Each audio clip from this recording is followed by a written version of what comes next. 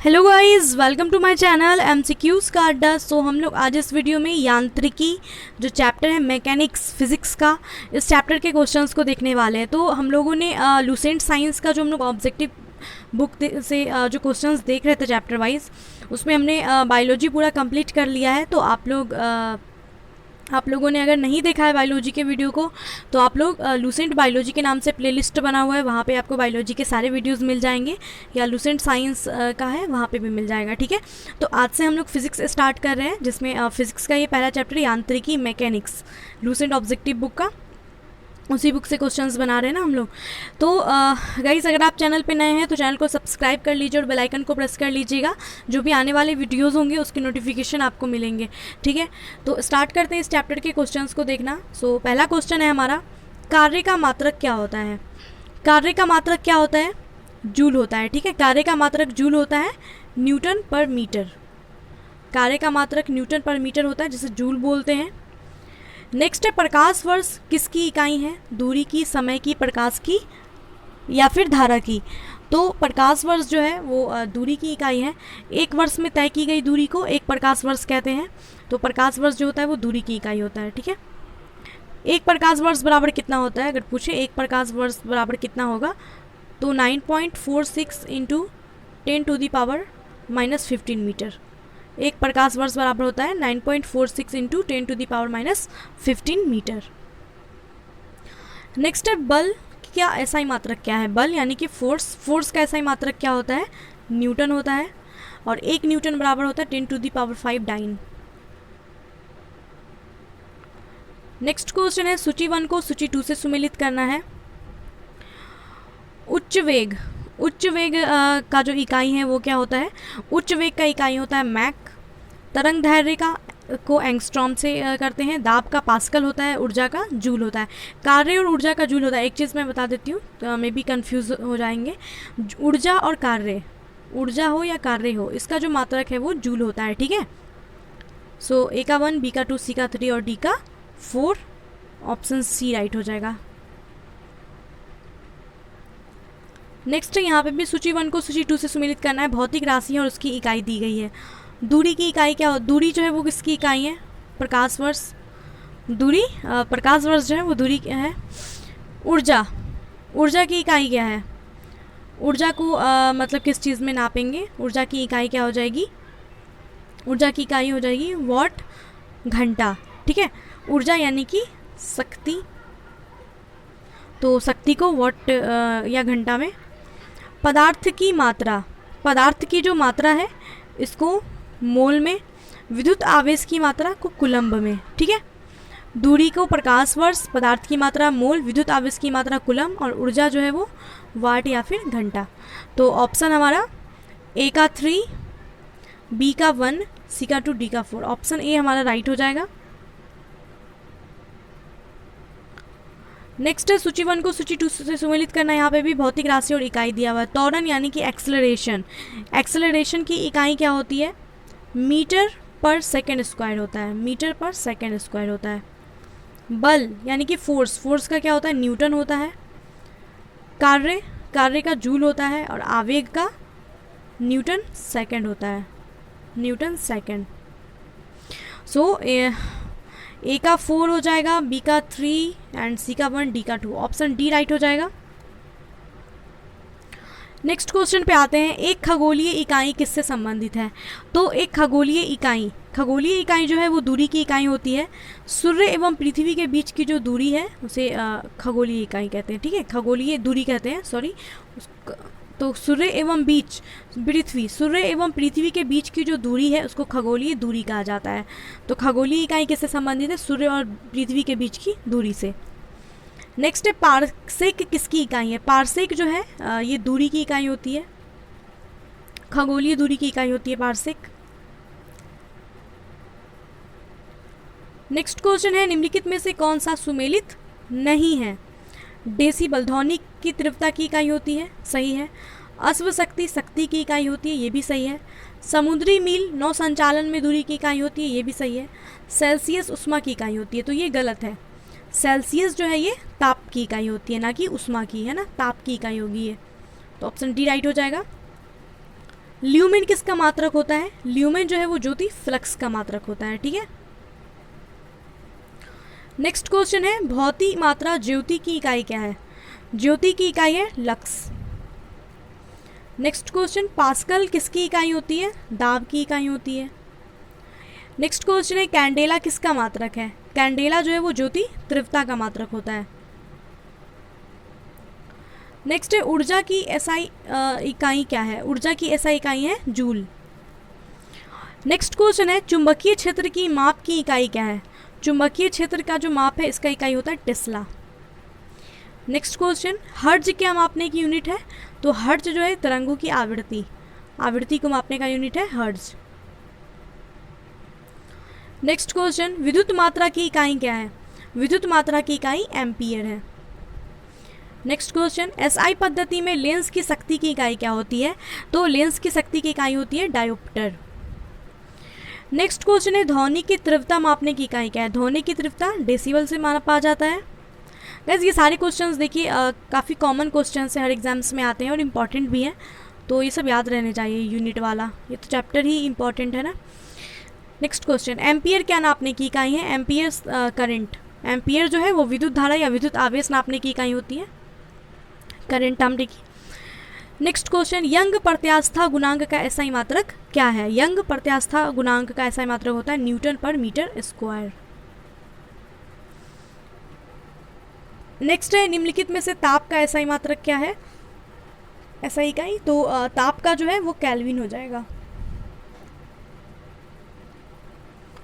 Next है, किसी पदार्थ की प्रतिरोधकता किस इकाई में व्यक्त की जाती है? तो प्रतिरोधकता जो है वो ओम पर सेंटीमीटर, ओम सेंटीमीटर होगा, ये नहीं होगा, ओम सेंटीमीटर होगा ओनली, ठीक है।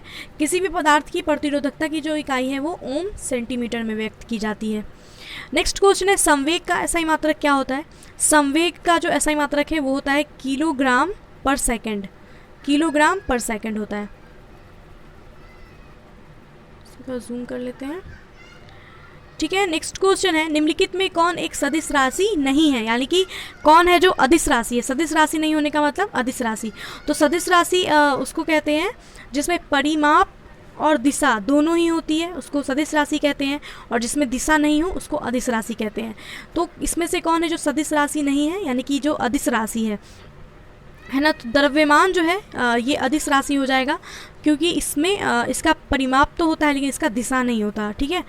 कोणीय वेग, वेग और संवेग ये सब सदिश राशियाँ हैं। नेक्स्ट है, अदिश राशि क्या है? तो इसमें से अदिश राशि कौन हो जाएगा? इसमें से जो है अदिश राशि वो ऊर्जा है। बल, आघूर्ण और संवेग सदिश राशि है। नेक्स्ट क्वेश्चन, निम्नलिखित में से कौन सदिश राशि है? सदिश राशि संवेग हो जाएगा, सदिश राशि। नेक्स्ट है, निम्नलिखित में से कौन सी राशि सदिश राशि नहीं है, यानी कि अदिश राशि है? इनमें से कौन? आयतन जो है वो अदिश राशि है। नेक्स्ट क्वेश्चन, निम्नलिखित में सदिश राशि कौन है? वेग सदिश राशि है। नेक्स्ट है, इनमें से कौन सा एक व्युत्पन्न परिमाण नहीं है? इनमें से कौन सा है जो व्युत्पन्न परिमाण नहीं है? द्रव्यमान। नेक्स्ट क्वेश्चन है, त्वरण ज्ञात करने का सही सूत्र क्या है? त्वरण यानी कि एक्सेलरेशन, तो एक्सेलरेशन इक्वल टू होता है v minus you by T, option A right हो जाएगा। नेक्स्ट क्वेश्चन, पदार्थ के संवेग और वेग के अनुपात से कौन सी भौतिक राशि प्राप्त होती है? तो संवेग जो है, संवेग इक्वल टू होता है mv यानी कि द्रव्यमान गुने वेलोसिटी, और संवेग का वेग से अनुपात बोल रहा है, यानी कि इसके mv बाई v, तो v कट जाएगा तो m बचा, m यानी कि द्रव्यमान, तो ऑप्शन सी हो जाएगा, है ना।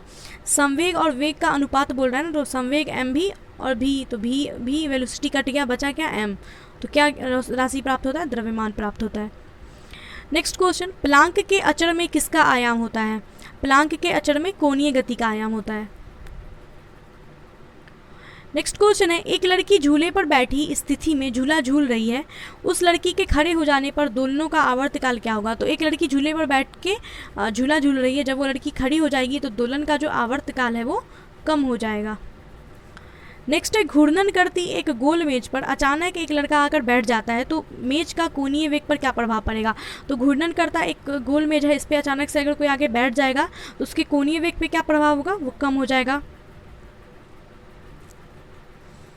नेक्स्ट है यदि किसी चलती हुई वस्तु के वेग को दोगुना कर दिया जाए तो उसका त्वरण दोगुना हो जाएगा, गतिज ऊर्जा दोगुनी हो जाएगी, गतिज ऊर्जा 4 गुनी हो जाएगी या भार दोगुना हो जाएगा। तो चलती हुई वस्तु के वेग को अगर दोगुना कर दिया जाए तो उसका जो गतिज ऊर्जा है वो 4 गुना हो जाएगा। नेक्स्ट क्वेश्चन है किसी पिंड के द्रव्यमान तथा भार में क्या अंतर होता है। किसी पिंड के द्रव्यमान तथा भार में क्या अंतर होता है। द्रव्यमान परिवर्तनीय होता है जबकि भार स्थिर होता है। द्रव्यमान स्थिर होता है जबकि भार परिवर्तनीय होता है। दोनों सत्य या दोनों गलत है। तो किसी पिंड के द्रव्यमान और भार में ये अंतर होता है कि द्रव्यमान जो है वो स्थिर रहता है जबकि भार परिवर्तनीय होता है। नेक्स्ट है किसी भी स्थिर या गतिशील वस्तु की स्थिति और दिशा में तब तक कोई परिवर्तन नहीं होता जब तक उस पर कोई बाह्य बल सक्रिय न हो। ये क्या है। तो किसी भी स्थिर या गतिशील वस्तु की स्थिति और दिशा में तब तक कोई परिवर्तन नहीं होता जब तक उस पर कोई बाह्य बल सक्रिय नहीं हो। ये न्यूटन का गति का पहला नियम है। नेक्स्ट क्वेश्चन किसी असंतुलित बल द्वारा किसी पिंड में उत्पन्न त्वरण बल के व्युत्क्रमानुपाती होता है, बल के अनुक्रमानुपाती होता है, बल के प्रभाव से स्वतंत्र होता है या शून्य होता है। तो किसी असंतुलित बल के द्वारा किसी पिंड में उत्पन्न त्वरण बल के अनुक्रमानुपाती होता है। ऑप्शन बी राइट हो जाएगा। नेक्स्ट क्वेश्चन है न्यूटन के गति के तीसरे नियम के अनुसार क्रिया तथा प्रतिक्रिया से संबंध बल हमेशा एक ही वस्तु पर लगे होने चाहिए, भिन्न भिन्न वस्तु पर लगे हो सकते हैं, हमेशा भिन्न भिन्न वस्तुओं पर ही लगे होने चाहिए, या क्रिया तथा प्रतिक्रिया बल का परिमाण बराबर होना चाहिए किंतु उनकी दिशा समान नहीं होनी चाहिए। तो न्यूटन के गति का जो तीसरा नियम है इसके अनुसार क्रिया तथा प्रतिक्रिया से संबंधित बल हमेशा भिन्न भिन्न वस्तुओं पर ही लगे होने चाहिए। नेक्स्ट क्वेश्चन है प्रत्येक क्रिया के बराबर व विपरीत दिशा में एक प्रतिक्रिया होती है। प्रत्येक क्रिया के बराबर व विपरीत दिशा में एक प्रतिक्रिया होती है। ये न्यूटन का गति का तीसरा नियम है। नेक्स्ट क्वेश्चन जल में तैरना न्यूटन के गति के किस नियम के कारण संभव है। जल में तैरना न्यूटन के गति का तीसरा नियम के कारण संभव है। नेक्स्ट क्वेश्चन है कोई पिंड तब तक विरामावस्था में ही बना रहेगा जब तक उस पर कोई बाह्य बल कार्य नहीं करता। ये कथन किसका है, न्यूटन का। नेक्स्ट क्वेश्चन है बल की परिभाषा किससे मिलती है। बल की परिभाषा न्यूटन के गति के पहले नियम से मिलती है। नेक्स्ट क्वेश्चन है किसी पिंड के उस गुणधर्म को क्या कहते हैं जिससे वह सीधी रेखा में विराम या एक समान गति की स्थिति में किसी भी परिवर्तन का विरोध करती है। तो किसी भी पिंड के उस गुणधर्म को जड़त्व कहते हैं जिससे वह सीधी रेखा में विराम या एक समान गति की स्थिति में किसी भी परिवर्तन का विरोध करती है। नेक्स्ट क्वेश्चन है न्यूटन के पहले नियम को क्या कहते हैं, जड़त्व का नियम। नेक्स्ट क्वेश्चन गाड़ी खींचता हुआ घोड़ा किस बल के कारण आगे बढ़ता है। तो गाड़ी खींचता हुआ जो घोड़ा है वो पृथ्वी द्वारा घोड़े के पैरों पर आरोपित बल से आगे बढ़ता है। पृथ्वी के द्वारा घोड़े के पैरों पर जो आरोपित बल होता है उसके कारण वो आगे बढ़ता है। नेक्स्ट क्वेश्चन है चलती हुई बस जब अचानक ब्रेक लगाती है तो उसमें बैठे हुए यात्री आगे की दिशा में गिरते हैं। इसको किसके द्वारा समझाया जा सकता है। तो चलती हुई बस में अचानक से ब्रेक लगने पे यात्री आगे की दिशा में गिरते हैं। तो इसका जो है इसको न्यूटन का पहला नियम है। ये न्यूटन के पहले नियम को जड़त्व का नियम भी कहते हैं, तो उसी के कारण ऐसा होता है। नेक्स्ट है रॉकेट किस सिद्धांत पर काम करती है। रॉकेट न्यूटन के तीसरे गति के तीसरे नियम पे काम करती है। नेक्स्ट है अश्व यदि एकाएक चलना प्रारंभ कर दे तो अश्वारोही के गिरने की आशंका का कारण क्या है। तो अश्व यानी कि घोड़ा अगर अचानक से चलना प्रारंभ कर दे तो अश्वारोही यानी कि घोड़े पे जो बैठा है उसके गिरने की आशंका का कारण क्या हो सकता है, विश्राम जड़त्व। नेक्स्ट क्वेश्चन है क्रिकेट का खिलाड़ी तेजी से आती हुई बॉल को क्यों अपने हाथों को पीछे खींचकर पकड़ता है। तो क्रिकेट का जो खिलाड़ी है वो तेजी से आती हुई बॉल को अपने हाथ को पीछे खींच करके पकड़ता है। क्यों, क्योंकि बॉल विश्राम की स्थिति में आ सकती है, इसीलिए। नेक्स्ट है बल किसका गुणनफल होता है, फोर्स किसका गुणनफल होता है। F = ma, m मास है और a एक्सेलरेशन है यानी कि द्रव्यमान इंटू त्वरण। Option B. नेक्स्ट है जब कोई व्यक्ति चंद्रमा पर उतरता है तो उसके शरीर में उपस्थित पदार्थ की मात्रा में परिवर्तन होता है। भार घट जाता है तथा मात्रा अपरिवर्तित रहती है। भार में परिवर्तन होता है, मात्रा तथा भार दोनों में कमी होती है। तो जब कोई व्यक्ति चंद्रमा पर उतरता है तो उसके शरीर में उपस्थित भार घट जाता है तथा मात्रा अपरिवर्तित रहती है। नेक्स्ट क्वेश्चन है, यदि हम भूमध्य रेखा से ध्रुवों की ओर चलते हैं तो जी का मान क्या होगा? यदि हम भूमध्य रेखा से ध्रुव की ओर चलेंगे तो जी का मान बढ़ता है। नेक्स्ट क्वेश्चन, शरीर का वजन पृथ्वी की सतह पर सभी जगह एक समान है। ध्रुवों पर अधिक होता है, विषुवत रेखा पर अधिक होता है, मैदानों की तुलना में पहाड़ियों पर अधिक होता है। तो शरीर का जो वजन है वो ध्रुवों पर अधिक होता है। नेक्स्ट क्वेश्चन है, व्यक्ति पृथ्वी की सतह की तुलना में चंद्रमा की सतह पर अधिक ऊंचा क्यों उछल सकता है? तो व्यक्ति पृथ्वी की सतह की तुलना में चंद्रमा की सतह पर अधिक इसलिए उछल सकता है क्योंकि चंद्रमा में गुरुत्वाकर्षण के कारण त्वरण पृथ्वी की तुलना में कम होता है, इसलिए। नेक्स्ट है, 20 kg के वजन को जमीन के ऊपर 1 मीटर की ऊंचाई पर पकड़े रखने के में किया गया काम क्या होगा? कार्य कितना होगा? तो 20 kg के वजन को जमीन के ऊपर 1 मीटर की ऊंचाई पर पकड़े रखने में किया गया जो कार्य है वो 0 जूल होगा। क्यों? क्योंकि व्यक्ति के द्वारा तो बल लगाया जा रहा है मगर वस्तु द्वारा कोई विस्थापन नहीं तय किया जा रहा है, तो विस्थापन 0 है, इसलिए कार्य भी 0 होगा। नेक्स्ट क्वेश्चन, एक व्यक्ति एक दीवार को धक्का देता है पर उसे विस्थापित करने में असफल रहता है तो क्या वह काम करता है? कोई भी कार्य नहीं करता है क्योंकि विस्थापन 0 है तो काम भी 0 होगा। नेक्स्ट क्वेश्चन, पहाड़ी पर चढ़ता एक व्यक्ति आगे की ओर झुक जाता है, क्यों? पहाड़ पे चढ़ने वाला व्यक्ति जो आगे की ओर झुक कर के चढ़ता है, क्यों? स्थायित्व बढ़ाने के लिए। नेक्स्ट क्वेश्चन, पीसा की ऐतिहासिक मीनार तिरछी होते हुए भी नहीं गिरती, क्यों? तो पीसा की जो झुकी हुई मीनार है वो तिरछी होते हुए भी नहीं गिरती है क्योंकि इसके गुरुत्व केंद्र से जाने वाली ऊर्ध्वाधर रेखा आधार से होकर के जाती है। ऑप्शन ए राइट हो जाएगा। नेक्स्ट क्वेश्चन है, जाड़े की रातों में अत्यधिक ठंड पड़ने पर पानी की पाइप फट जाती है, क्यों?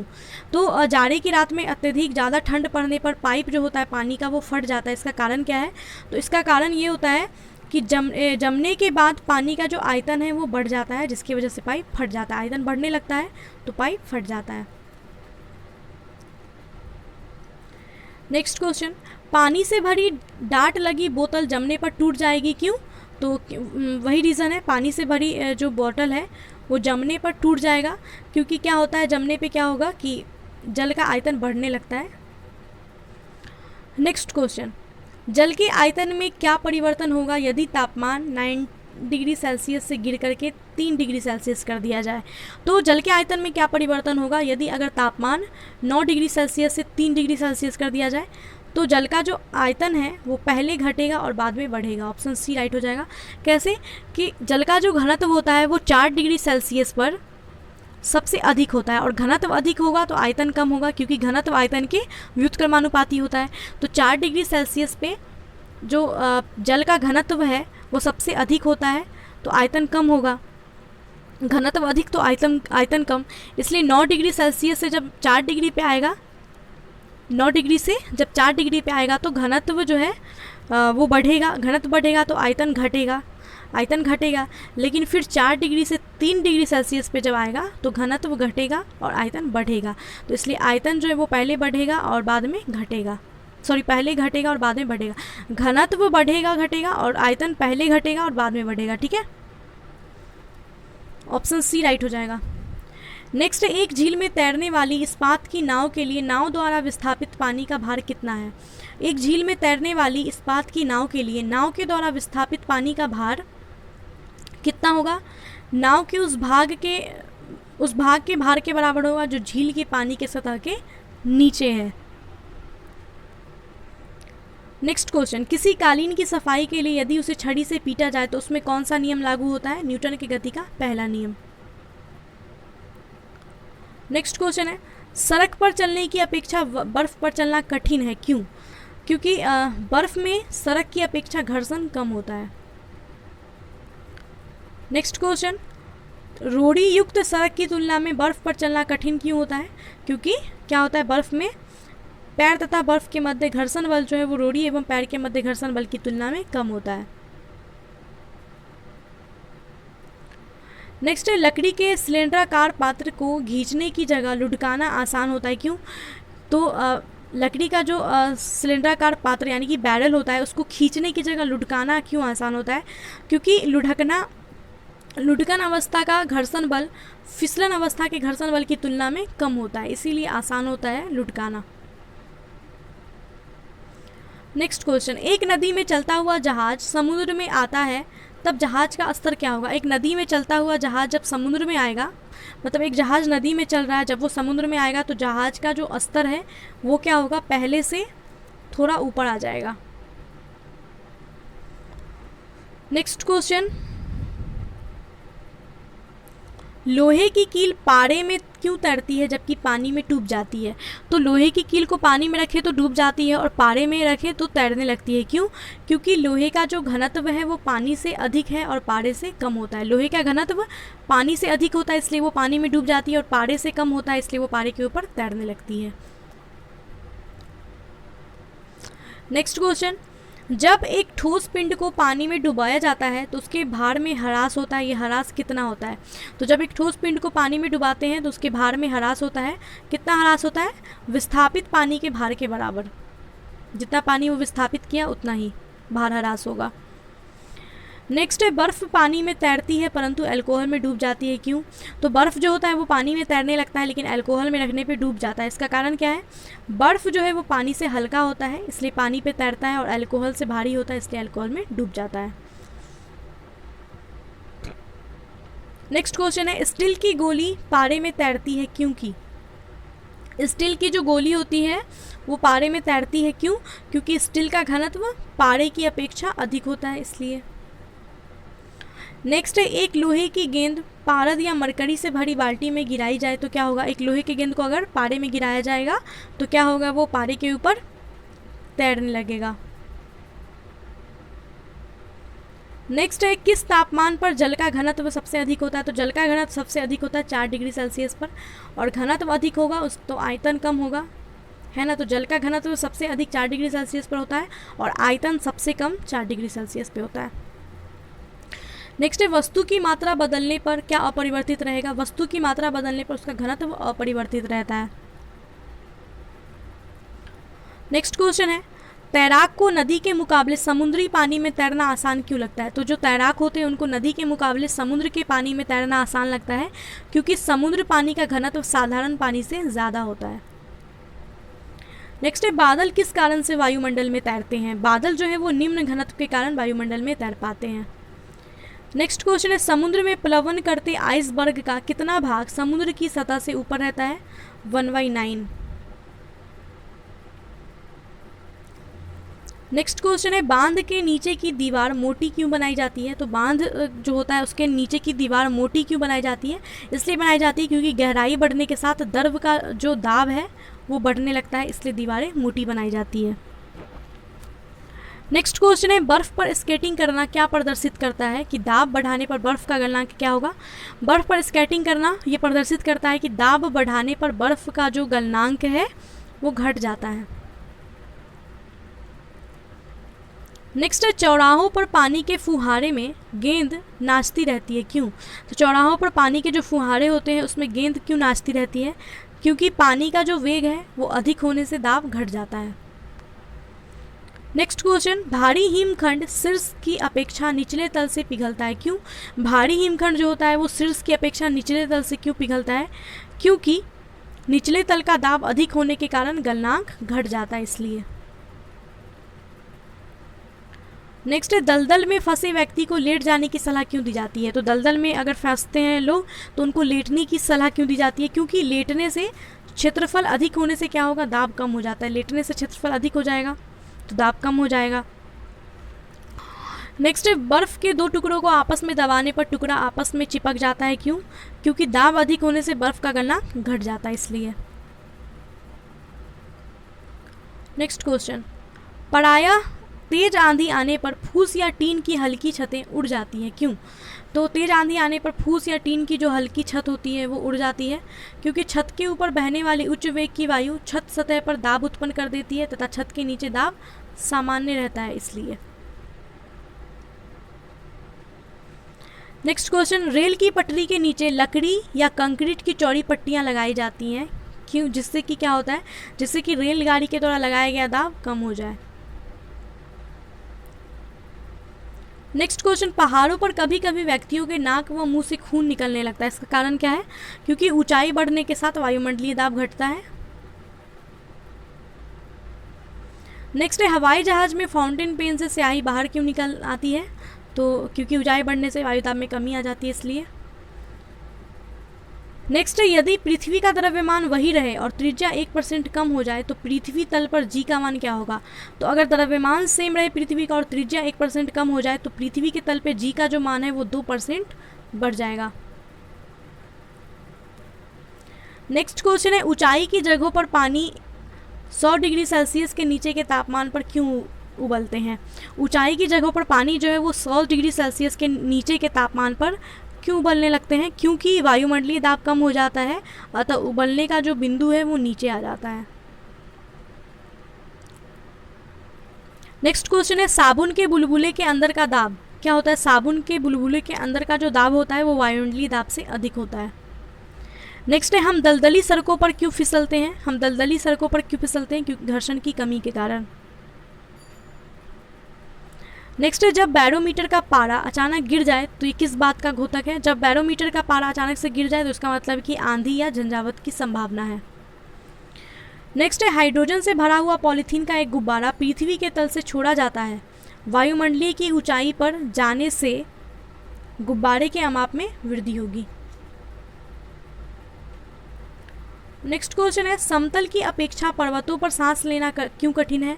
तो पर्वतों पर सांस लेना समतल की अपेक्षा कठिन है क्योंकि ऊंचाई बढ़ने पर वायुमंडलीय दाब घट जाता है और ऑक्सीजन की आवश्यकता बढ़ जाती है। नेक्स्ट क्वेश्चन, जब 14 वायु दाब मापी किसी ऊंचे पर्वत पर ले जाया जाए तो नलिका में पारा गिर जाता है, क्योंकि वहां पर वायुमंडलीय दाब निम्न हो जाता है। नेक्स्ट क्वेश्चन है, ऑप्शन सी राइट हो जाएगा। नेक्स्ट क्वेश्चन है, उड़ान से पहले हवाई जहाज दौड़ मार्ग पर दौड़ाया क्यों जाता है? उड़ान से पहले हवाई जहाज को दौड़ मार्ग पर दौड़ाया जाता है ताकि कार्यकारी वायुदाब बढ़ाने के लिए। नेक्स्ट है, हाइड्रोजन से भरा रबर का गुब्बारा वायु में ऊपर जाकर फट क्यों जाता है? हाइड्रोजन से भरा रबर का गुब्बारा वायु में ऊपर जाकर के फट जाता है क्योंकि वायुदाब ऊपर जाने पे घटता है। नेक्स्ट है, प्रेशर कुकर में खाना कम समय में पकता है, क्यों? प्रेशर कुकर में खाना कम समय में इसलिए पकता है क्योंकि अधिक दाब के कारण उबलते पानी का ताप बढ़ जाता है, इसलिए। नेक्स्ट क्वेश्चन, सूर्य पे ऊर्जा का निर्माण कैसे होता है? सूर्य में ऊर्जा का निर्माण नाभिकीय संलयन के द्वारा होता है। नेक्स्ट है, सूर्य की ऊर्जा कैसे उत्पन्न होती है? नाभिकीय संलयन के द्वारा। नेक्स्ट है, डायनेमो परिवर्तित करता है। डायनेमो क्या करता है? डायनेमो जो है यांत्रिक ऊर्जा को विद्युत ऊर्जा में परिवर्तित करता है। नेक्स्ट क्वेश्चन है, प्रकाश वोल्टीय सेल के प्रयोग से सौर ऊर्जा का रूपांतरण करने में निम्न में से किसका उत्पादन होता है? प्रकाश वोल्टीय सेल के प्रयोग से सौर ऊर्जा का रूपांतरण करने में विद्युत ऊर्जा का उत्पादन होता है। नेक्स्ट क्वेश्चन, जब हम रबर के गद्दे वाली सीट पर बैठते हैं या गद्दे पर लेटते हैं तो उसका आकार परिवर्तित हो जाता है, ऐसे पदार्थ में क्या पाया जाता है? जब देखा होगा आपने, रबर के गद्दे वाली सीट पे बैठते हैं या लेटते हैं तो उसका आकार परिवर्तन हो जाता है क्योंकि ऐसे पदार्थ में स्थितिज ऊर्जा पाई जाती है। नेक्स्ट है, निम्नलिखित में से किसमें गतिज ऊर्जा नहीं है? खींचे हुए धनुष में जो है गतिज ऊर्जा नहीं होती है। नेक्स्ट क्वेश्चन, जब एक चल वस्तु की गति दोगुनी हो जाए तो उसकी गतिज ऊर्जा क्या होगी? तो गति अगर दोगुनी करेंगे तो गतिज ऊर्जा चौगुनी हो जाती है। ऑप्शन बी राइट हो जाएगा। सो गाइज आज यहीं तक रहने देते हैं। ये पार्ट 1 है। पार्ट 2 हमारा नेक्स्ट वीडियो कल आएगा तो उसमें सारा क्वेश्चन कवर कर लेंगे, इस चैप्टर को कंप्लीट कर लेंगे। तो आई होप कि आपको वीडियो अच्छा लगा होगा। तो प्लीज़ वीडियो को लाइक कीजिए एंड कोई डाउट है तो कमेंट में पूछ सकते हैं। वीडियो को शेयर कीजिए, चैनल पर नए तो चैनल को सब्सक्राइब जरूर कर लीजिए, शेयर किया कीजिए वीडियोज़ को, ठीक है। तो मिलते हैं नेक्स्ट वीडियो में। Bye and take care.